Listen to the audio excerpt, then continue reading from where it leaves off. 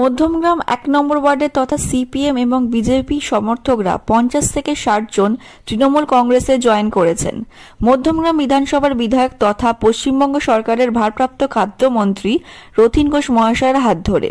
এছাড়াও উপস্থিত ছিলেন মধ্যমগ্রাম পৌরসভার পৌর প্রধান মাননীয় নিমাই ঘোষ মহাশয়, উপস্থিত ছিলেন মধ্যমগ্রাম টাউন তৃণমূল কংগ্রেসের সভাপতি তথা মধ্যমগ্রাম পৌরসভার চেয়ারম্যান ইন কাউন্সিলর মাননীয় সুভাষ ব্যানার্জি মহাশয়। এছাড়াও উপস্থিত ছিলেন আইএনটিইউসির বারাসাত সাংগঠনিক জেলা সভাপতি তথা বারাসাত পৌরসভার উপপ্রধান তাপস দাশগুপ্ত মহাশয় উপস্থিত ছিলেন।